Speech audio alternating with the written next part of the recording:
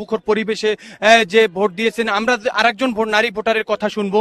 যে আপনি যে ভোট দিলেন, আপনার কি অনুভূতিটা কি? আলহামদুলিল্লাহ, মনে হচ্ছে যে প্রথমবারের মতো ভোট দিতে এসেছি। এর আগে দিয়েছি কিনা আমার ঠিক মনে নেই। পরিবেশটা খুব ভালো লেগেছে। আর আমি এই যে ভোট দিয়েছি, আমি আশা করব আমি যে দলকে সাপোর্ট করেছি সেই দল যেন বিজয়ী হয়। এবং যারা ভোট এখনো দেননি, আপনারা নিশ্চিন্তে ভোট দিতে পারেন। আর আমার পক্ষ থেকে আমার বাচ্চাও এসেছে, কিছু বলতে চাই। বলো। এখানে সত্যি উৎসবমুখর পরিবেশ, প্রথমবার এসে আমার আসলে খুবই ভালো লাগছে।